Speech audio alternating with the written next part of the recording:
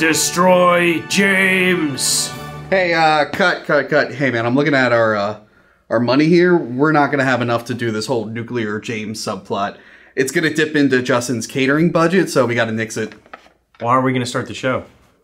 I don't know, how about an ad? I've always longed to feel the Nordic sea air blowing through my beard, to build a mighty longhouse out of dense Scandinavian lumber, and to feel the clash of a war axe smashing against my enemy's shield. I know! Viking War of Clans! Play Vikings War of Clans on your PC today, and go from a keyboard warrior to a true Viking warrior.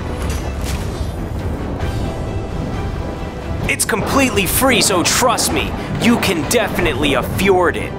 Vikings War of Clans lets you battle alongside and against players from all over the world. Join a clan and benefit from working together. Play it today on your PC. There's no need to download it, just register and enjoy the rich, vibrant world of Vikings War of Clans on the big screen. This intense gameplay is making me go berserk! Justin, Tony, get over here! Register today using our link to pillage the Novice's relocation item and 200 gold loot for free. And if you want to battle me, Kieran the Viking, look me up under the nickname Kieran.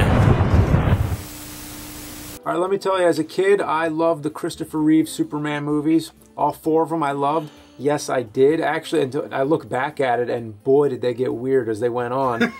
3, totally bizarre.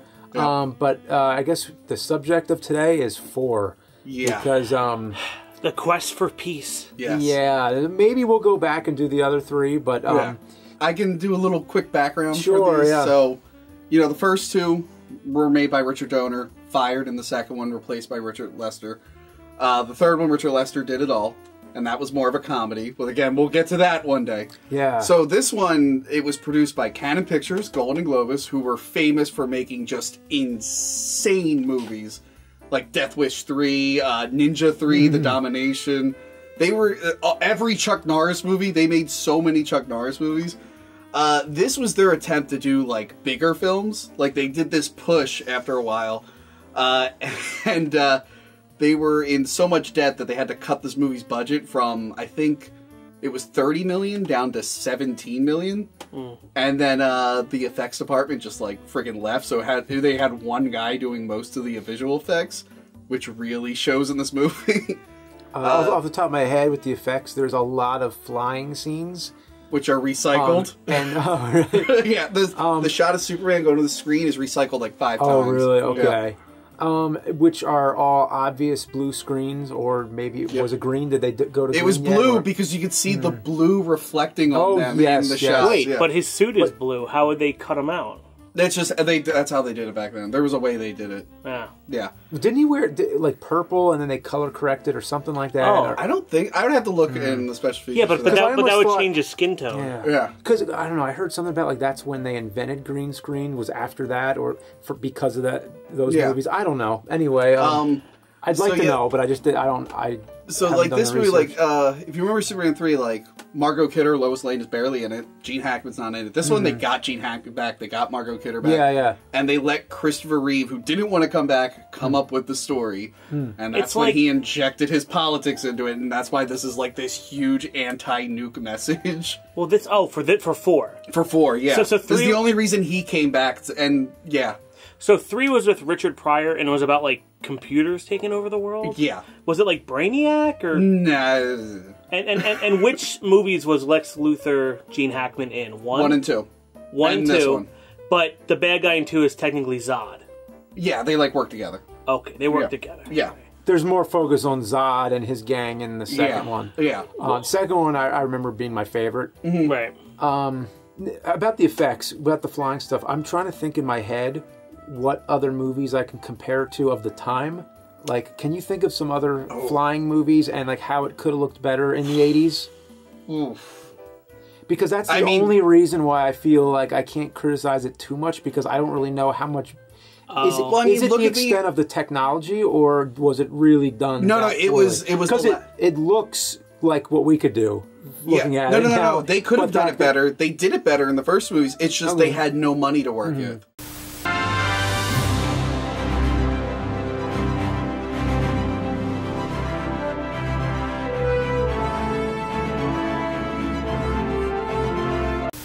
The fourth one's the most fresh in my mind right now. I'd have to go back to watch the others. But is he doing as much complicated flying as he does in 4? Because in 4, he's like... He has to, like, you know, drop Nuclear Man into the plane, and he's got... No, the other ones were a little bit more restrained. They knew their limitations. This one, again, the producers, they wanted to make these insane movies, and they just never had the equipment to do it. I guess I will say, Tony, I don't like Superman, but, you know, as you know, I've never read the comics, so I never gave the character Yeah, Justin's one of those guys like, I hate Superman. He's too strong. Batman's better because that's the only cartoon I watched growing up. But Superman's actually like a really cool character, and like if you read the comics, they work around like his power, how he's overpowered. Oh, this character's so awesome because of how restrained he is. Cool, awesome. No, I mean they figure out everyone always bitches that he's too powerful, but there are ways to write around his powers. I was fucking 3 years old when this movie came out, The Quest for Peace. Right. So, you know, a little bit younger than James. So, the first Batman was my superhero movie. Yeah, mine too, yeah. Yeah, you know. But, you know, I have good taste, so I also like the first 2 Superman movies. I do not. I think they're just good. super cheesy. Oh, really? Everyone hates you, Justin. Jesus Christ. I will say, when I was a kid, I think Kieran did too, I had a Superman 4 picture book. Oh, yeah? And it had Nuclear Man in it and stuff, and I was like, this is awesome. I never saw the movie, but I had the picture book, and I was like, this is kind of cool, you know? But of course they show you only the cool parts. Yeah. I don't know. So I guess we'll go into the story a little bit. It starts with the Russians having a problem with their space station. They're working on a satellite, and then another satellite out of nowhere hits their satellite. No, they're in a space station and a satellite hits them. Oh, satellite hits their space, and then Superman saves them and flies away. But he speaks Russian. He speaks Russian. Well, that's the tip. Superman can speak every language. Really? That's a power? He can travel around the world. He probably picks I mean, it he's up. an alien after all, so... He also has those crystals that his parents gave him that probably gave him the knowledge. Uh-huh. Which also, there's a continuity error. So, like, he's on Kent Farm. I guess his parent, like, his mom died. They never say, because they're selling the farm. And then he goes to where his spaceship was from the first movie, in the barn. And there's the green crystal that was in the second movie that gave him his power back. And then you get this voiceover from his mom being like, this crystal is all the energy. If you use it, you'll never use it again. And I'm just like, they already used it. We saw that movie. What is it doing here? Wait. Why are they not at the Fortress of Solitude? I always thought the green crystal was kryptonite. No. It was a power crystal that built the... You really should have rewatched the first movie. That used to confuse me, too, because the glowing... As a kid, I always thought it was the same thing. Yeah. But no, that's just a crystal from the planet Krypton. Yeah, because that's what he uses... Kryptonite is like his... Like the rocks and stuff. His bane, his... It's poison, I guess. It's Superman's bane. It's just like it well, because I remember, like, I mainly watched, you know, what weak spot or whatever. The animated series that Superman 64 is based on. Right. And I like that a lot, but that was also built on Batman already coming out and all that stuff. So he gets this crystal, he's listening to his mom speak to him, and then he goes to the Fortress of Solitude, and it looks like shit. Like, they have, like, a couple things left over from the other movies, and then the ice wall just, it looks so bad. And then he's talking to, like, the Krypton Council, who he never talked to in the previous movies. It was either his dad, or when Marlon Brando left the project, they replaced it with his mom. So this movie's just really fucking bizarre. I hate this movie. I assumed that those were already, like, preset characters. No, it was always his father. In the donor cut of 2, it's his father, but, like, the second one, they only switched it to his mother because of a contract dispute. It's Donor? I thought it was Donner. Like Donor, whatever. Like the reindeer. Whatever. So, yeah, it should... I thought it was Donner as well, so I don't know. It should just be his parents. I don't know why he's talking to the council. I don't know why he wouldn't talk to his mom. It's so weird because he's trying to decide if he should use his powers to get rid of all the world's nukes. Because a little boy wrote a letter. The movie's weird because it feels like it's trying to do a lot. It's like urban versus agrarian. It's like with the newspaper, it's sensationalism versus objectivism, which is a big thing with nowadays. There's stuff about sovereignty and the country's right to have nukes, but Superman's own autonomy. Like, there's a lot of big issues going on, but it does as These were not the people to make this kind of Superman. as terrible as possible. There's stuff about like war profiteering, nuclear deterrence, becoming God and creating your own like monster and all this stuff. Yeah. And it's just awful. Yeah, so Where is Lex Luthor he's in jail. after 2? Yes, and there's no Otis, no Miss Teschmacher, but there's Lenny Luthor, played by John Cryer, Who who's breaks him from out of jail. Pretty in Pink. I don't remember that movie that He's well. 2.5 Men. In 2.5 Men. What did you think about Lenny Luthor, James? His nephew or whatever? Yeah. He shows up in that car. With the Valley Girl accent and stuff. He's like a comic relief type of character. I mean, nothing much. He's always like, oh no. What would you do if I told you he's currently Lex Luthor on the show Supergirl, and he's an amazing Lex Luthor? Really? Very surprised. But I was surprised too. Because Supergirl likes to reuse old Superman actors and give them like different parts. Like Dean Cain's been in it, Terry Hatcher. So he's a really good Lex Luthor? I was shocked. I know that show's hit or miss. I know I'm going to get a bunch of comments yelling at me for watching Supergirl. I'm aware. But he is an amazing Lex Luthor, and I couldn't believe that Lenny fucking Luthor from Superman 4 is actually an impressive villain. I mean, I hate bringing up the animated series, but I always like Clancy Brown. He plays it like that. Lex Luthor. Yeah. Who is also Mr. Krabs. So anyway, Lex Luthor breaking out of, like, the prison yard is the dumbest thing I've ever seen. He, like, what does he do? He, like, tricks the cops to get in the car? In his car with awesome speakers. Yeah. And then he Tesla drives it off a cliff. But the cops have so much opportunity to get out of the car. It's like, oh, raise the windows on the car. Now raise the hood. And the cops the whole time are like, what? What? It's like, just get out of the car. And not just that, they survive a crash like that. Like, Thelma and Louise, cartoony. like, flew off the side. Yeah. I never thought of the movie like a cartoon. That makes more sense. No, the first one's Lex Luthor killed people. This one, for some reason, they wanted to make it more childish, I guess. I don't know why you would make a movie childish when it's about anti-nukes and stuff. It's just... It's a mess. The movie's a mess, but I know a lot about it, so if anyone Well, it's just impressive that Superman's able to fly around the whole world and collect every single nuke, which all happens to fit in this one, like... this giant net! Yeah, so let's back up. So there's a space station, and then there is, they have to sell the farm, and then Lex Daily Luthor... Planet gets bought out. And we're getting the Nuclear Man. We're getting the Nuclear Man. By the way, we're getting to Nuclear Man 2, and then I'll tell you about Nuclear Man 1. Yes, we need to talk about that too. Well, it makes no sense because, well, mind you, it's called Superman 4: The Quest for Peace, not Superman 4: Nuclear Man. Yeah. Or Superman 5: Meteor Man. Nuclear Man is what sticks out to me. Whenever I think of Superman 4, all I think about is the main villain of this movie. All right, so I guess let's leave all the crap, all the subway stuff, all the bullshit with the girl and the dad buying the company and whatever. I do want to go into the double date what at some point. Is bullshit. It's all bullshit. The double date's like, stupid. So basically, Superman is like conflicted. Because a little boy writes a note about like, how Superman should get rid of the nukes. Yeah. And then, even though the Krypton Council tells him no, and he shouldn't do it because that's not something Superman would do, he's here to help, he's not here to lead or anything.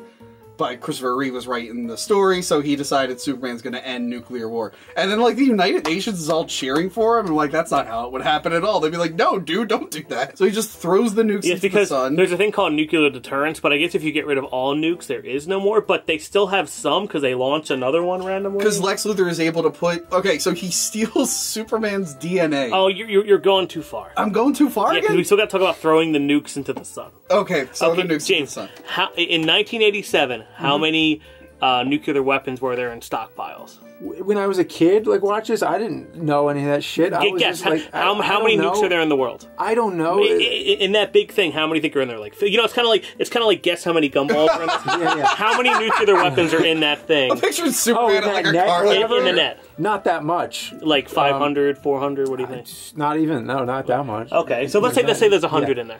How many nuclear weapons were in the world in 1987? You got me on that one. 60,000. You know what? 60,000 nukes. Here's the thing. All I know is more that fit in the net. Yeah. Here's the thing. Maybe that was the last net he threw, and they just skipped over him. Well, the thing I'm just picturing like Superman just throwing nets into the sun. He threw in a ton of ICBMs, which is like the long range version. Yeah. But most nuclear weapons are just the bomb. Yeah. Inside maybe they were all sprinkled in there. Also, were they shooting them into space for him to grab, or did he just pick them up and... The thing is, were they launching them at people, or were they testing I don't them? know what was going on. So anyway, he takes nukes, he throws them into the sun. Yeah. So then Gene Hackman comes up with the plan to mix Superman's DNA with his own DNA, and put it in a nuke, launch it in the sun, because, you know, Superman is powered by the sun. So it would create a nuclear man. And he also puts pieces of fabric in there that'll replicate and turn into his outfit with the logo. That the computer will weave. That the computer will weave. To our current sensibilities. So the rocket has goes... a symbol on it and everything. Yeah, it has a symbol. So it goes to the sun, and then, like, a fetus comes out, and then it's a full-grown ex-Chippendales dancer. That's where they got Nuclear Man. He was only in 2 TV shows after this, and he danced at a Chippendales, and that's... They couldn't get a wrestler. They couldn't get another actor who was beef. They just got a Chippendales dancer. And he just grows his nails, and then he just knows where to go. The space fetus thing reminds me of such 2001. Oh, I'm sure that's what... Alright, so they definitely wanted bigger effects. Like, going back to the beginning, you remember the beginning of the original Superman, those cool, like, titles that zoomed up the screen? Yeah. The one in this movie is just a static shot of the Earth, and then, like, the titles all blurry, dancing around. Funny, it's like, why did you even try? The credits of 3 were nice. I don't at the end too much. But, like, if you can't do the space... It's like a legit cartoon. It looks like a 2D animated cartoon. Then he goes down, but this is the thing. This movie cut out so much, like, so many scenes. This was like, what did I say? It was like 130 minutes, 120-minute movie? Yeah, 130 something. Yeah. They chopped it down to 90 minutes because Golden Globus were idiots and they thought it would be a big hit, so they wanted it to play in theaters more. So they cut out the first Nuclear Man, who's like this movie's version of Bizarro, and he looks like a robotic Frankenstein. Okay. So we're talking about Nuclear Man 1 before Nuclear Man 2. Well, I just talked about Nuclear Man 2, but now I'm going back to Nuclear Man 1. But this is something I didn't know about till recently, and I just was like... Wait, so Nuclear Man 2 was the fetus monster? Yes. Yeah, Nuclear Man 2 is the one that comes out of the sun. Okay, which one do we want to talk about first? Well, we're going to talk about Nuclear Man 2 for the rest of the movie, so let's talk about Nuclear Man 1. Okay, there's a completely cut villain from this movie. Yep. The first Nuclear Man he creates, which is nothing like the other one. Yep. So it's actually, there's a whole fight scene with this first Nuclear Man, and it's bizarre. It's weird. You can see it on YouTube. I don't know if they ever put it on, like, DVD features or anything like that. They might have in that big box set they released years ago. Not that one. Yeah, this is one of those that's shitty, that's an error, because that was made at the same time as those VHSs. Yeah. At least it's presented in a letterbox widescreen format, preserving the aspect ratio of its original theatrical presentation. Scope but versus Nuclear flat. Man 1, he looks like a weird Frankenstein monster in like this black suit, and he's just... He's flying and floating, and it's real cartoony.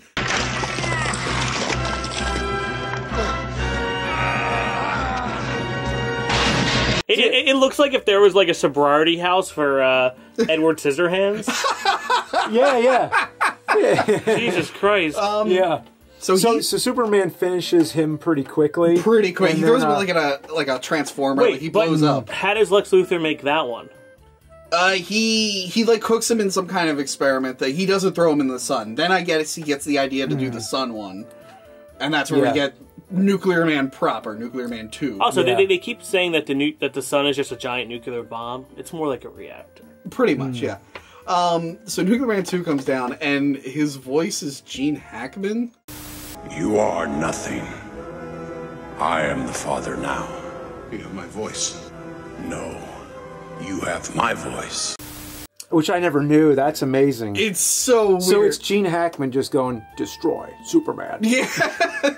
And his powers are bizarre. He has like yellow electric powers. Yeah. Well, he can first of all, the funniest thing is that, and seeing this now, this has got a really good laugh out of me.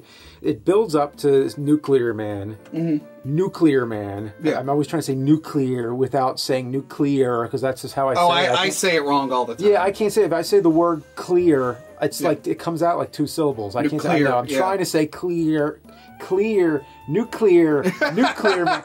Okay, anyway, Nuclear Man comes out of the sun, and, you know, we have the Yeah. whole fetus lightning transformation scene, and it's like, oh shit, here he comes. Just like Superman And then 64 he- Returns AVGN. And then he walks in, and then it's like, okay, here comes Nuclear Man.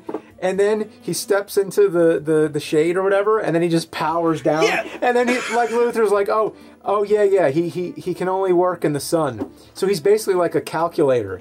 Like, what a lame villain. Like, he has to be in the sunlight. Well, the thing all is, the like, time. okay, so Superman's powered by the sun, but when the sun goes away, he still holds the power. He doesn't just, like, Superman can still fly at night and shit. Yeah. Okay, hold on. okay. You forgot about the several most important things. Okay. Nuclear Man is about to walk into the building. Lex Luthor's hanging out with Marie Antoinette for some reason. Like, Oh, yeah, he's there with two, again, that might have been cut out of the movie. Like, he's there with two, like, girls dressed And- up like French, like royalty. And Lenny Luthor's playing Gyromite with Rob the Robot on the NES. That's right, yeah. And there's a Black Knight pinball machine in the background. I'm like, Oh, wow, right. those guys know what's up. Yeah. Yeah. So, and then, like, Nuclear Man's power, I'm gonna skip ahead a little bit. Because at one point, he, like, grabs Superman's other girlfriend, more on that in a bit, and he's in space with her, and, like, Superman's like, oh, the sun's giving him power, how do I get rid of the sun? Let me move the moon in front of the sun to Right. block This out the is- light. Yeah. It's like, you're causing so many tidal waves, like, in gravitational force. Yeah, yeah. He never moves the moon back, by the way. It's a situation where When's he gonna put it back?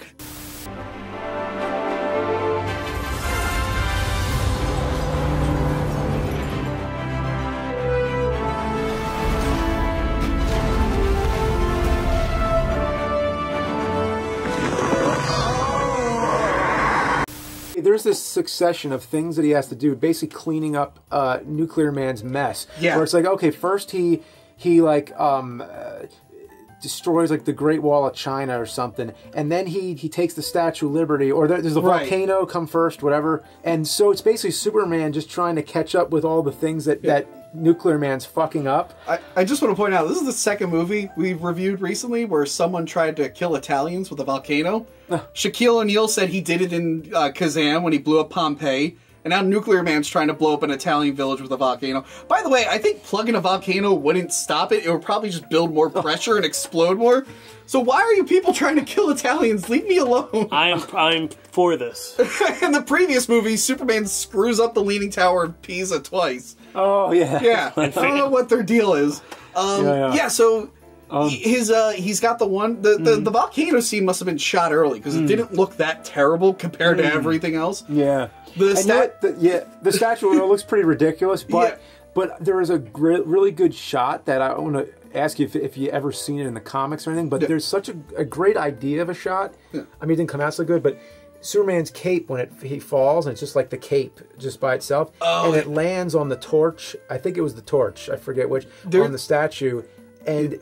It was just such a good image. It's like, wow, like that could be like one of the comics. It's probably been done. I know the Death of Superman had like the cape, like looking like a flag. It's been done a couple times, I think. But like, by the way, the Statue of Liberty is like hollow, so it would be like bending and shit if you're flying it around. Why is the Statue of Liberty in Metropolis? That's another. Okay, Well, so Metropolis is that Superman's version of Oh, New York no, City, I right? get that. like, I but that's understand. not. Like in the previous movies, they used a lot of New York footage. It happens.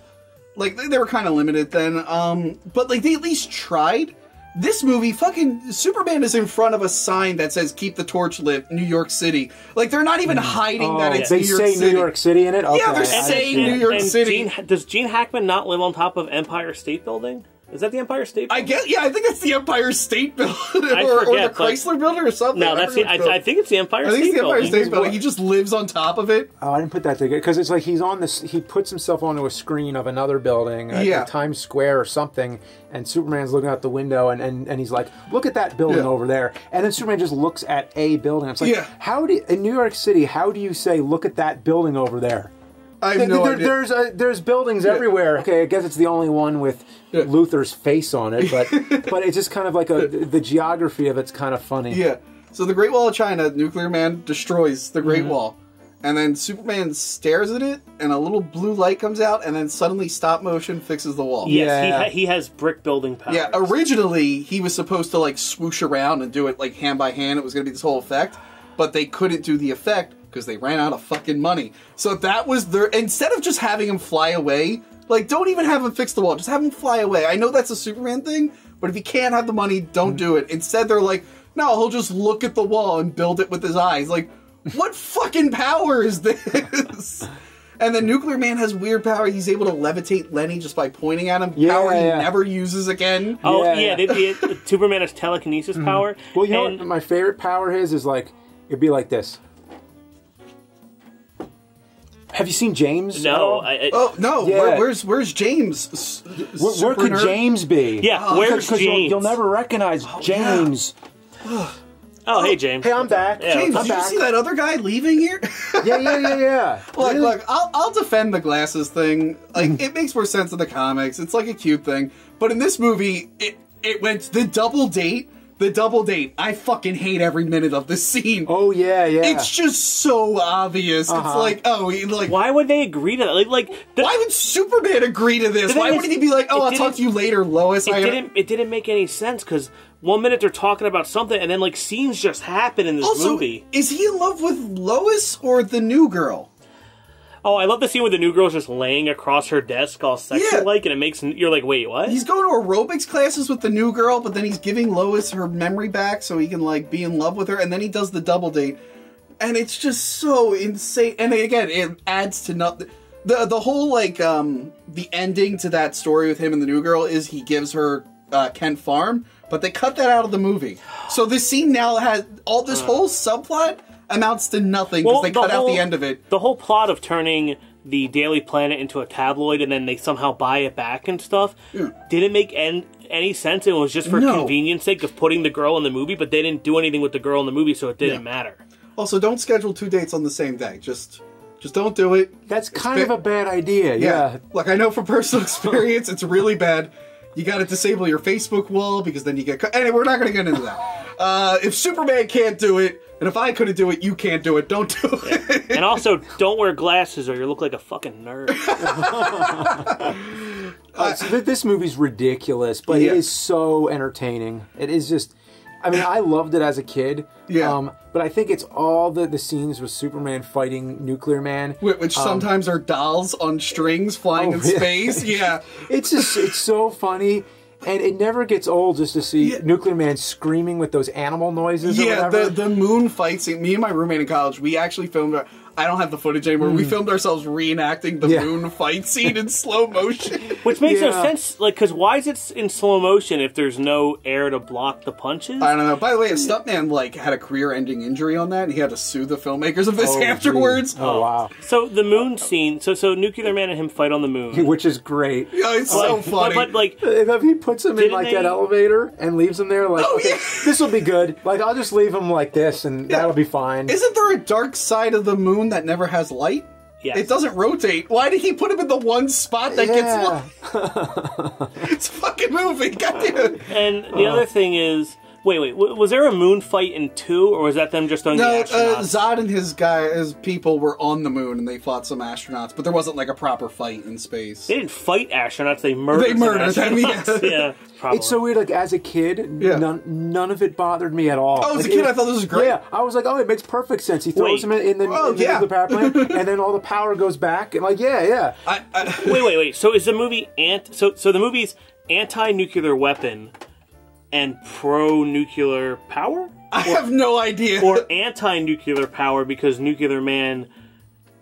I don't know. It's about coming together. There was going to be a good... Well, not a good scene because it probably looked like shit, but there was a scene at the end where Superman was going to take that little boy who wrote him the letter and bring him into space to show him the world. Who cares how he's breathing? Don't worry about it. And he's going to be like, this is how I see the world. No borders. Everything is connected. But again, they cut that out of the movie, so I think that a lot of this stuff... It's funny what you said earlier. You were like, never mind that. That's what this whole movie is. This whole movie is like... It's just never mind that. Which, by the way, like, so I think everyone, you guys, everyone watching, needs to watch the documentary Electric Boogaloo, The Wild Untold Story of Canon Pictures. Because we're probably going to review every fucking movie that appeared in that documentary. But this is how those producers work. They didn't care so much about the story. They were like, oh, just cut to the exciting things. They were famous for just chopping, like, real essential stuff out of films just to cut to the action. And you were left with these incomprehensible messes. And this movie, in addition to over the top, with Stallone. And the He-Man live-action movie, like, helped bankrupt Canon Pictures. They limped for a little bit afterwards, and then they eventually just died. This movie, they were going to do a Spider-Man movie, but because this movie bombed so hard, we never got an 80s Spider-Man movie. Do you think they could have made Superman 5? They cut so much out of this that there was a plan to use that unused footage, especially with Nuclear Man 1, and make a Superman 5 out of it. I'd love them to do like a Superman 5 now if the actors are still alive, but with him and Lois Lane, that was tragic as shit. So Yeah. I guess not. But yeah, it was nice seeing Margot Kidder back, because she's barely in 3. But yeah, this movie is not good. I will say this, though. I think this is the worst Superman movie, but I don't think it's the worst movie to have Superman. And the point is, the point I'm trying to make here is, like, they at least tried to do a Superman movie. They failed. They failed spectacularly. Unlike Zack Snyder, who wasn't even trying to make a Superman movie, was embarrassed of Superman, wanted to make anything other than a Superman movie. Are you talking about Man of Steel or Batman? I'm talking about Man of Steel and Batman v Superman. I hate those way more than Superman 4 is bad, but it's like, you know what? At least they were trying to make a Superman movie.